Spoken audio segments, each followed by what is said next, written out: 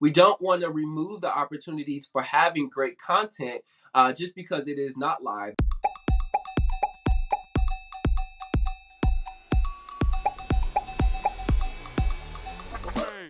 Welcome to Amplify with White Knight Productions. I'm your host, Gavin Tice.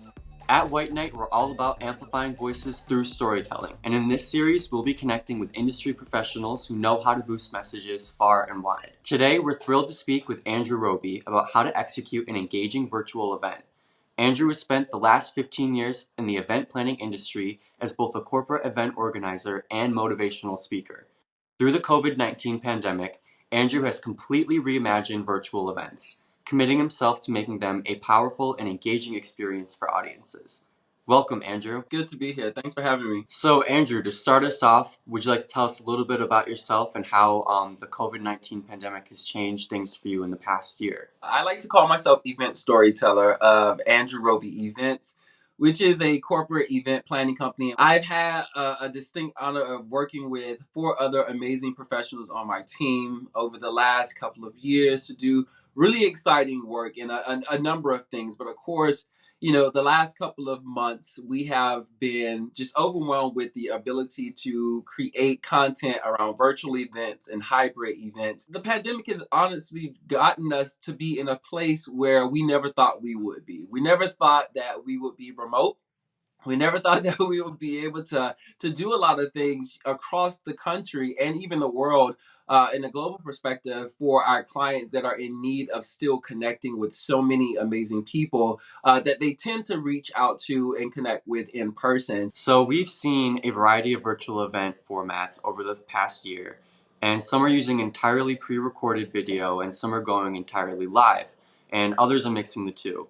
So what's your opinion on these approaches, and how much or how little should video play a role in your virtual event? I believe when it comes to creating video that it should be both. I think that it's important to have your pre-recorded elements as well as the live elements. It just depends on what those opportunities are. A lot of times, we have celebrities and we have great motivational speakers that can probably only provide you with a pre-recorded video versus being live at that specific time. And that's an example of when pre-recorded actually makes the most sense. We don't want to remove the opportunities for having great content just because it is not live. There's a lot of video content that's in play right now that are commercial type entities that gives us a lot of value, even if they're pre-recorded. But it's also important to know that a lot of times your guests don't know what is pre-recorded and what isn't. That's important to understand, but still the live element is really important too. And I think that that's the direction that most people will want to go into because it allows that keynote speaker or that sponsor to actively engage with the audience right then and there. So I do encourage live, but I definitely will not deny pre-recorded videos.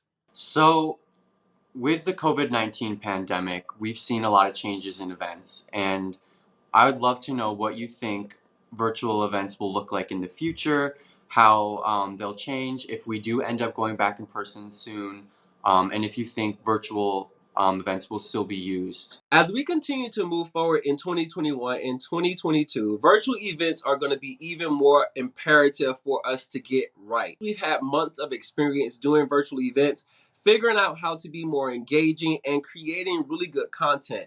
But I think that now, as we move into the hybrid phase of our events, that we really need to delve deep to make sure that the hybrid experience is just as phenomenal as what we were doing for the virtual. Of course, hybrid is going to be even more elevated because now you have the chance of doing live events in some capacity. We can't lose sight of everyone that wants to remain on the virtual side. So connecting the two together to bridge the gap and ensure that we have really good events is what I feel the event industry is moving to. I think that everyone's excited about virtual events and hybrid events and moving past this whole pandemic. But we still understand that there's so many different dynamics that will keep us in the virtual world and that we still have to move, forward understanding what to do and do it the smart way. Thank you so much, Andrew, for taking the time and sitting down with us to talk about virtual event planning. To learn more about Andrew and his company, visit andrewrobyevents.com. And to hear more insider scoops on how to amplify your story, follow White Knight Productions on your preferred social media for updates on future episodes.